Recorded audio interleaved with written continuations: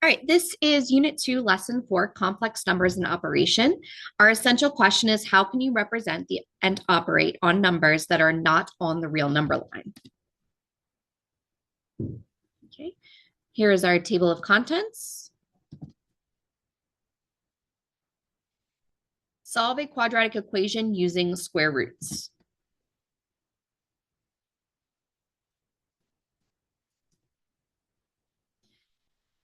So I want to solve x squared equals 16. We can take the square root of each side of the problem. So I can take square root of x squared and the square root of 16, and I get plus or minus 4. Because if I do negative 4 times negative 4, I get a positive 16. If I do 4 times 4, I get a positive 16. So my solutions would be x equals 4 or x equals negative 4. Okay. I can do the same thing with x squared equals negative 9. However, when I take the square root of both sides, I get x on my left side, and I have the square root of negative 9 on my right side. So what I can do is I can say, well, 3 times 3 gives me that 9. So 9 times negative 1 gives me that negative 9. So my answer is plus or minus 3 times the square root of negative 1. So the solution would not be real numbers. It wouldn't have a real solution. Okay.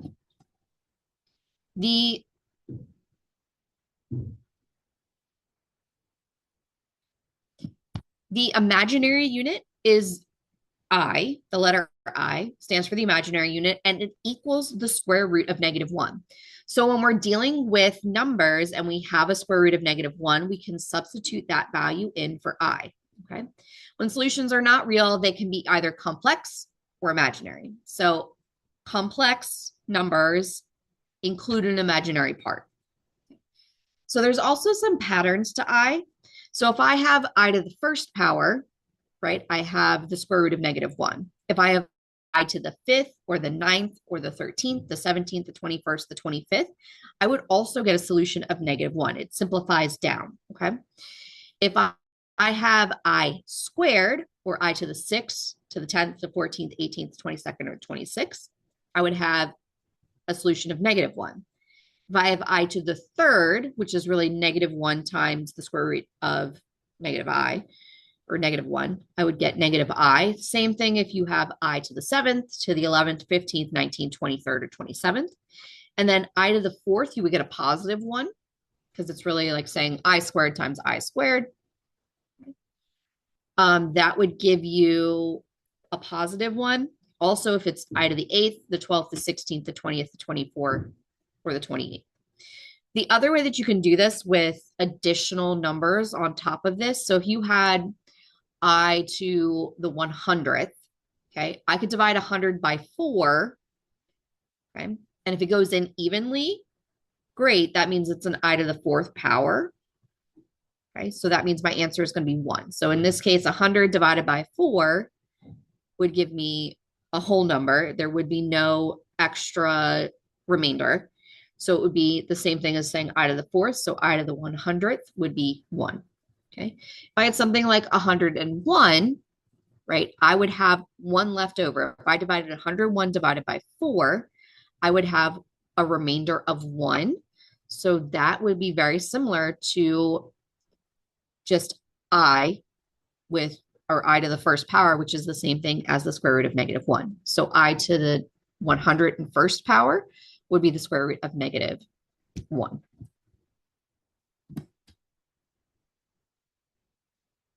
Complex numbers. The imaginary root I is the principal square root of negative 1. Then I squared equals negative 1. So an imaginary number is any number bi, where b is a non-zero real number and I is the square root of negative 1. Complex numbers are numbers that can be written in the form a plus bi, where a and b are real numbers and I is the square root of negative 1. They include all real and imaginary numbers, as well as the sum of real and imaginary numbers. So if I want to add and subtract complex numbers,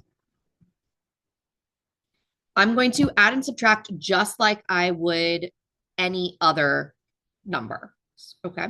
So when adding or subtracting two numbers in the form a plus bi, I combine the real parts and then combine the imaginary parts.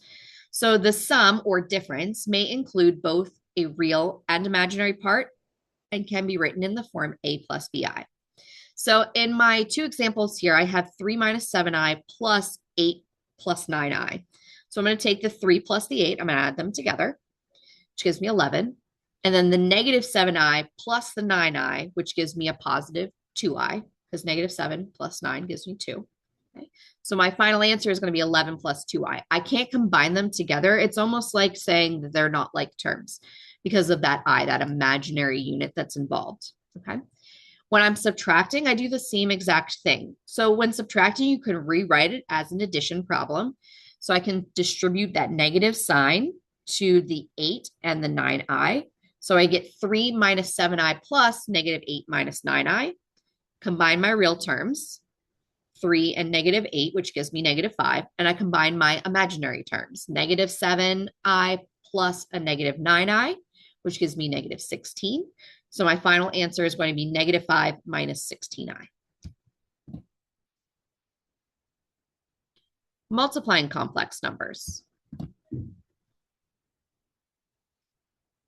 So when I multiply complex numbers, so something like 3 times the quantity 2 minus 4i, I distribute what is on the outside of the parentheses to everything on the inside of the parentheses. So I multiply 3 times 2, which gives me that 6, and 3 times 4, which gives me 12.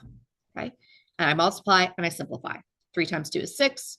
3 times 4i equals 12i. So I have 3 minus 12i.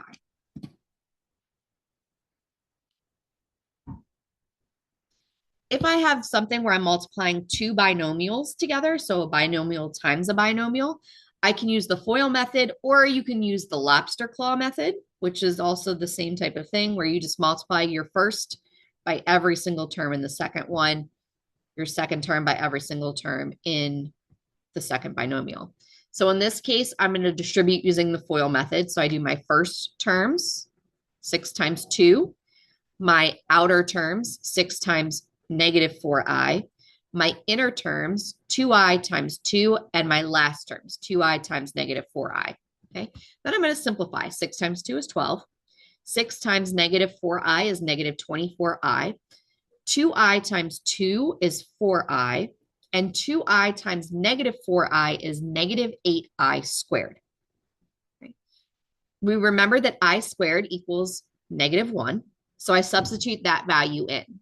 Okay, so I get 12 plus negative 24 plus 4i. Okay, so I'm combining my like terms, and then negative 8 times negative 1. Okay, I get 12 plus negative 20i plus 8. Okay, so again, I've gotten rid of that imaginary unit because I squared is the same thing as negative 1. Okay, I'm adding my like terms together. 12 plus 8 gives me 20, and then I have that minus 20i hanging out. So 20 minus 20i is my final solution. Complex conjugates. So unlike addition, subtraction, and multiplication, when I'm applying a complex conjugate, I'm going to use these for division. What this is going to do is it's going to create the ability for me to have a whole number, a real number, in my denominator of my fraction. So complex conjugates are complex numbers with equivalent real parts and opposite imaginary parts. Their product is a real number. So I start with a plus bi. I'm multiplying it by its complex conjugate of a minus bi. And I will get a solution of a squared plus b squared. So whatever a is, I square that number, and whatever b is, I square that number. That gives me my complex conjugate. Okay. And that gives me my solution at the end, which allows me to have a real number in my denominator.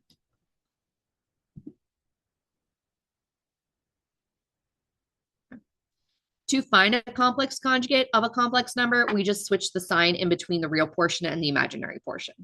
That's it. So the plus becomes a minus. That's it. Minus becomes a plus. Simplify a quotient with complex numbers.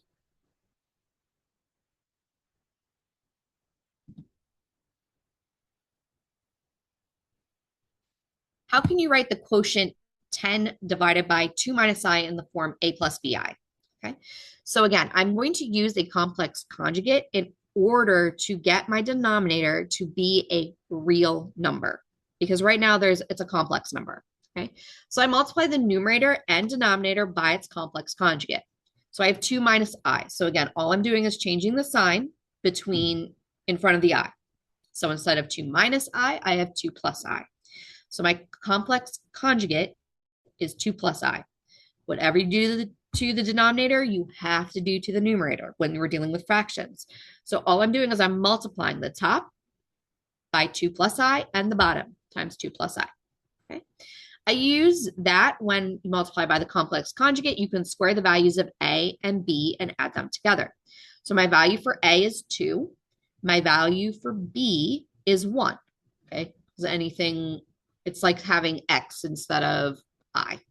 There's an invisible 1 in front of it. So 2 squared plus 1 squared, 4 plus 1 gives me 5. So my whole number is going to be 5, my real number in the bottom, my denominator. Okay. So, and all I did was I multiplied this 10 times 2, which gave me 20, and 10 times I, which gave me that positive 10 I. I can simplify the numerator and denominator as much as possible. And I can recognize that you can simplify by dividing both of the terms in the numerator by 5, right?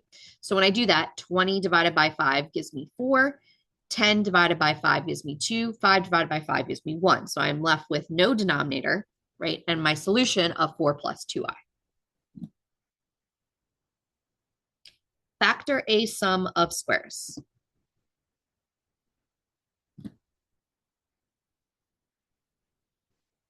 You can use complex numbers to factor the sum of two squares. So I want to factor x squared plus y squared. So what I can do is I can rewrite x squared plus y squared so that it is the difference of two squares, x squared minus negative y squared, okay? We can remember that negative 1 equals I squared, and we can substitute that value in and simplify, okay? So instead of y squared, I have negative 1 times y squared, which is the same thing as yi squared, okay? And then x squared, right? I can split x times x gives me that x squared. yi times yi gives me that yi squared, which gives me that positive y squared. Okay? This works for the sum of two squares. Okay, so I would have x plus yi times x minus yi. Okay. So what if I wanted to factor 4x squared plus 25? So I noticed that 4 and 25 are both perfect squares, right? So 4x squared is 2x times 2x, and 25 is 5 times 5. So I can just rewrite this using those factors. So I have 2x plus 5i, I add the I on the end, and 2x minus 5i. Again, I add that I on the end.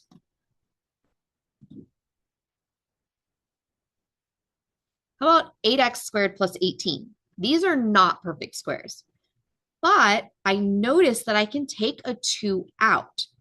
When I do that, I have 4x squared plus 9. Okay, since I factored that 2 out, that 2 is going to remain on the outside. Okay, 4x squared is a perfect square and 9 is a perfect square. 4x squared is 2x times 2x. 9 is 3 times 3.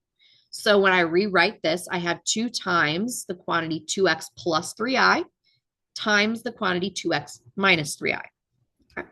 So again, I'm using those perfect squares to create my factors. Solve a quadratic equation with complex solutions.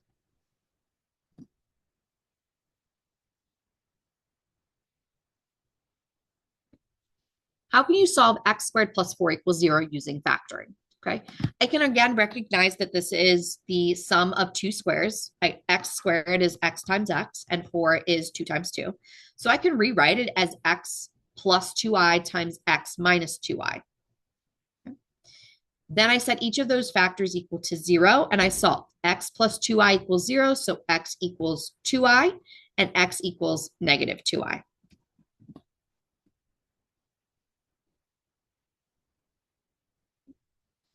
I can do the same thing with 9x squared plus 25 equals 0. Okay, so I have 9x squared, which is the same thing as 3x times 3x, and 25 is the same as 5 times 5. Okay, so I get my solutions of 3x plus 5i times 3x minus 5i. Again, perfect squares. Okay, I set each of those equal to 0 and I solve. So I get x equals negative 5 divided by 3i, and x is positive 5 times 3i. If I didn't want a denominator with an imaginary number, I could multiply these by its complex conjugate. Positive 3i becomes negative 3i, so I'd multiply negative 3i times the top and the bottom.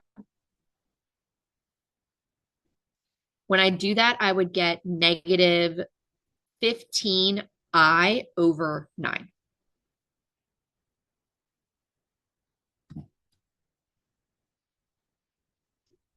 Summary.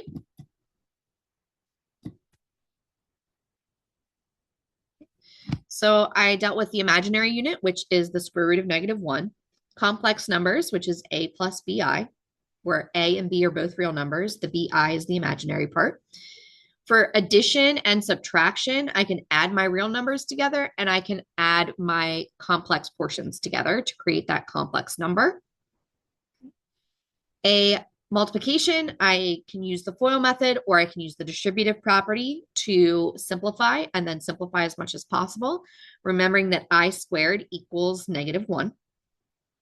Complex conjugates, I just switch the sign in between the real part and the imaginary part of a complex number to become a complex conjugate.